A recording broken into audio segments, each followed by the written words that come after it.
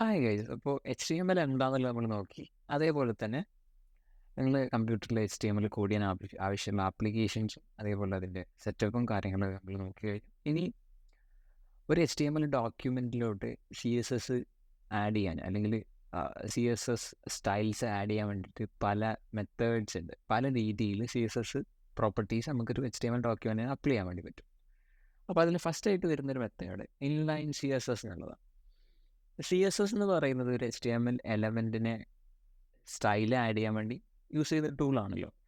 So അതുകൊണ്ട് തന്നെ ഒരു HTML എലമെൻറ്റിനെ അസോസിയേറ്റ് ചെയ്തിട്ടാണ് CSS പ്രോപ്പർട്ടീസ് നമ്മൾ ഡിഫൈൻ ചെയ്യുന്നുണ്ടാവുക. അപ്പോൾ ഇൻലൈൻ CSS എന്ന് പറയുന്ന സമയത്ത് ആ ഒരു HTML എലമെൻറ്റിനെ ഓപ്പണിംഗ് ടാഗിൻ്റെ ഒപ്പം തന്നെ ആ ഒരു CSS പ്രോപ്പർട്ടീസ് ഡിഫൈൻ ചെയ്യുന്നതിനാണ് ഇൻലൈൻ സ്റ്റൈൽസ് എന്ന് പറയുന്നത്. അത് ഡിഫൈൻ ചെയ്യുന്നത് സ്റ്റൈൽ എന്നുള്ളൊരു ആട്രിബ്യൂട്ടിൻ്റെ വാല്യൂ ആയിട്ടാണ്. HTML ഭൂരിഭാഗം എലമെൻറ്റ്സിനും സ്റ്റൈൽ എന്നുള്ളൊരു ആട്രിബ്യൂട്ട് ഉണ്ട്. അതിൻ്റെ വാല്യൂ ആയിട്ടാണ് ആ ഒരു CSS പ്രോപ്പർട്ടീസ് നമ്മൾ അപ്ലൈ ചെയ്യുന്നത്. ഇൻലൈൻ എന്ന് പറയുമ്പോൾ ഓരോരോ എലമെൻറ്റിൻ്റെ ഒപ്പം തന്നെ ഡിഫൈൻ ചെയ്യുന്നതാണ് ഇനി ഇൻലൈൻ എന്ന് വിളിക്കുന്നത്. സെക്കൻഡ് ആയിട്ട് വരുന്നത് ഇൻറ്റേർണൽ CSS ആണ്. അപ്പോൾ ഇത് ഇൻലൈനെ പോലെയല്ല. ഇൻലൈനിൽ നമ്മൾ ഓരോ എലമെൻറ്റിനെയും അതിൻ്റെ ഒപ്പം തന്നെ CSS പ്രോപ്പർട്ടീസ് ആ ലൈനിൽ തന്നെ ഡിഫൈൻ ചെയ്ത് പോകാനുണ്ടായിരുന്നു. ഇൻറ്റേർണൽ ആവുന്ന സമയത്ത് നമ്മൾ സെപ്പറേറ്റ് ഒരു പോർഷനിൽ സ്റ്റൈലിൽ നിന്നൊരു ടാഗ് യൂസ് ചെയ്തിട്ട് അതിൻ്റെ ഉള്ളിലായിരിക്കും നമ്മളെ CSS പ്രോപ്പർട്ടീസൊക്കെ ഡിഫൈൻ ചെയ്യുന്നുണ്ടാവുക. ഇവിടെ ഞാൻ സ്റ്റൈൽ എന്നുള്ള ഒരു സാധനം ഡിഫൈൻ ചെയ്തിട്ടുള്ള ഹെഡ് ടാഗിൻ്റെ ഉള്ളിലാണ്. ഇതേപോലെ ഹെഡ് ടാഗിൻ്റെ ഉള്ളിൽ തന്നെ ഡിഫൈൻ ചെയ്യണമെന്ന് നിർബന്ധമൊന്നുമില്ല. നിങ്ങൾക്ക് ഇഷ്ടമുള്ള പോർഷനിൽ ഡിഫൈൻ ചെയ്യാം. അതുപോലെ ഒരു സിംഗിൾ സ്റ്റൈൽ ടാഗ് മാത്രം HTML അലോ ചെയ്യുക അങ്ങനെയൊന്നുമില്ല. നിങ്ങൾക്ക് എത്ര സ്റ്റൈൽ ടാഗുകളും ഡിഫൈൻ ചെയ്യാം. പക്ഷേ എപ്പോഴും നിങ്ങൾ സ്റ്റൈൽ ചെയ്യുമ്പോൾ സിംഗിൾ ടാഗായിട്ട് ഹെഡ് പോർഷൻ്റെ ഉള്ളിൽ ആഡ് ചെയ്യുന്നതാണ് ഒരു ബെസ്റ്റ് പ്രാക്ടീസ്. ഇപ്പോൾ ബെസ്റ്റ് പ്രാക്ടീസ് എന്ന് പറയുന്നത് എന്താ വെച്ച് കഴിഞ്ഞാൽ എല്ലാവരും ഇപ്പോൾ ലോകത്തിലുള്ള എല്ലാവരും അക്സെപ്റ്റഡ് ആയിട്ട് യൂസ് ചെയ്യുന്ന ഒരു ഫ്ലോ ആണ് ഹെഡ് ടാഗിൻ്റെ ഉള്ളിൽ സ്റ്റൈൽസ് അപ്ലൈ ചെയ്യുക എന്നുള്ളത്. അപ്പോൾ അതുകൊണ്ടുള്ള ബെനിഫിറ്റ് എന്ന് വെച്ചാൽ വേറൊരാൾ നിങ്ങളുടെ പ്രൊജക്റ്റിൽ കോഡ് ചെയ്യുന്ന സമയത്ത് അയാൾക്ക് ഈസിലി ഈ സ്റ്റൈൽസ് ഐഡൻറ്റിഫൈ ചെയ്യാനും അത് കറക്റ്റ് ചെയ്യാനൊക്കെ എളുപ്പമാവും എന്നുള്ളതാണ് അതിൻ്റെ അപ്രോച്ച്. പിന്നെ നെക്സ്റ്റ് ആയിട്ട് വരുന്നത് എക്സ്റ്റേണൽ CSS എന്ന് പറയുന്നതാണ്. ഈ എക്സ്റ്റേണൽ CSS എന്നുള്ളൊരു മെത്തേഡാണ് മെജോറിറ്റി നല്ല ഭൂരിഭാഗം എല്ലാ പ്രൊജക്റ്റിലും യൂസ് ചെയ്യുന്നുണ്ട് ഒരു അപ്രോച്ച് എക്സ്റ്റേണൽ CSS എന്നുള്ളതാണ്. ഇതിൻ്റെ ഒരു ഫ്ലോ എങ്ങനെയാണെന്ന് വെച്ചിട്ടുണ്ടെങ്കിൽ ഇപ്പം നിങ്ങൾ HTML ഡോക്യുമെൻറ്റ് കാണുമ്പോൾ തന്നെ അറിയാം ഇതിൽ ഒരു CSS പ്രോപ്പർട്ടീസ് നമ്മൾ ഡിഫൈൻ ചെയ്തിട്ടില്ല. അതുപോലെ CSS ഫയലിൽ CSS പ്രോപ്പർട്ടീസ് മാത്രമേ ഉള്ളൂ. ഇതിൻ്റെ HTML ഫയലിൽ നമ്മളൊരു ആ ഒരു ഡോക്യുമെൻറ്റിൻ്റെ സ്ട്രക്ചർ ഡിഫൈൻ ചെയ്യും. അതുപോലെ CSS ഫയലിൽ അതിൻ്റെ സ്റ്റൈൽസും കാര്യങ്ങളൊക്കെ ഡിഫൈൻ ചെയ്യും. സിമ്പിളായിട്ട് പറയുകയാണ്. ഇപ്പോൾ നമ്മളൊരു വീടിൻ്റെ എക്സാമ്പിൾ വെച്ചാൽ എപ്പോഴും ഡിസ്കസ് ചെയ്യാറ്. ഒരു വീടിൻ്റെ കേസിലോട്ട് പറയുകയാണെങ്കിൽ നമ്മൾ വീടിൻ്റെ സ്ട്രക്ചർ ആ ഒരു ബ്ലോക്സ് വെച്ച് ക്രിയേറ്റ് ചെയ്യുന്ന സ്ട്രക്ചറായിട്ട് HTML ഡോക്യുമെൻറ്റിന് കണ്ടിട്ട് അത് സെപ്പറേറ്റ് ആയിട്ട് കീപ്പ് ചെയ്യുന്നു.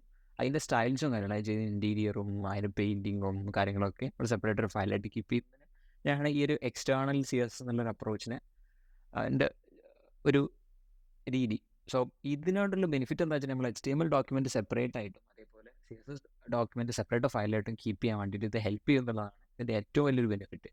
സോ നമ്മളെ പ്രൊജക്റ്റ് വലുതാവുന്നതിനനുസരിച്ച് ഇത് മാനേജ് ചെയ്യാൻ കുറേ കൂടി എളുപ്പമായിരിക്കും എക്സ്റ്റേണൽ CSS യൂസ് ചെയ്യുകയാണെങ്കിൽ. സോ എപ്പോഴും നിങ്ങൾ പ്രൊജക്റ്റ് ചെയ്യുന്ന സമയത്ത് എക്സ്റ്റേണൽ CSS യൂസ് ചെയ്യാൻ വേണ്ടി ട്രൈ ചെയ്യാം. നമ്മൾ ഇനി ഫോളോ ചെയ്യുന്നുണ്ടാവും എക്സ്റ്റേണൽ CSS ആയിരിക്കും. പിന്നെ ഇനി വരുന്നൊരു പ്രശ്നം എന്താ വെച്ചിട്ടുണ്ടെങ്കിൽ ഇപ്പോൾ നമ്മളൊരു സെയിം HTML ഡോക്യുമെൻറ്റ് തന്നെ ഈ 3 രീതിയിൽ നമുക്ക് CSS ആഡ് ചെയ്യാൻ വേണ്ടി പറ്റും. ഇൻലൈനും ഇൻറ്റേർണലും എക്സ്റ്റേണലും.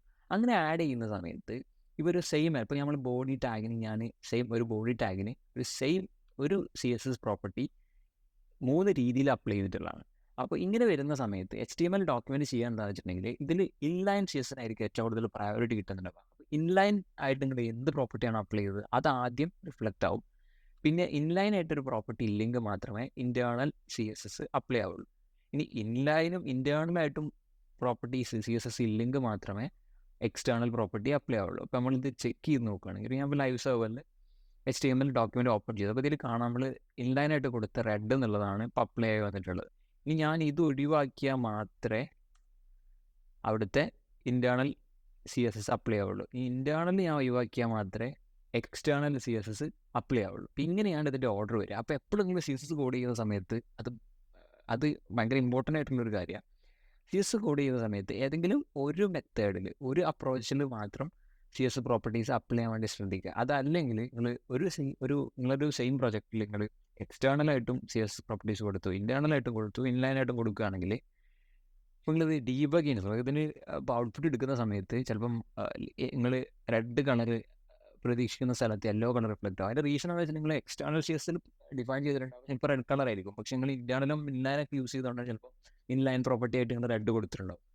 അപ്പോൾ നിങ്ങൾക്ക് ഒരിക്കലും ഡെഫിനറ്റ് പറയാൻ പറ്റില്ല നിങ്ങൾ ഈ എക്സ്റ്റേണലായിട്ട് കൊടുത്തൊരു പ്രോപ്പർട്ടി എന്തായാലും വരും എന്നുള്ളത് നിങ്ങൾക്ക് പറയാൻ പറ്റില്ല. അതേപോലെ ഇൻറ്റേർണലായിട്ട് കൊടുത്തൊരു പ്രോപ്പർട്ടി ഡെഫിനറ്റ് വരും എന്നും പറയാൻ പറ്റില്ല. എപ്പോഴും നിങ്ങൾ CSS ചെയ്യുന്ന സമയത്ത് ഒരു സിംഗിൾ അപ്രോച്ചിൽ ഫോക്കസ് ചെയ്യാൻ വേണ്ടി മാക്സിമം ശ്രദ്ധിക്കുക. സോ അത്രയാണ് CSSന് ഡിഫറെൻറ്റ് ടൈപ്സ് ആയിട്ട് പറയാനുള്ളത്.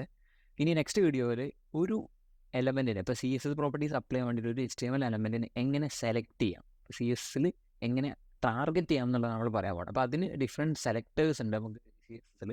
അത് ഏതൊക്കെയാണെന്നുള്ളതും അതെങ്ങനെ ചെയ്യാമെന്നുള്ളത് നോക്കാം. So thanks.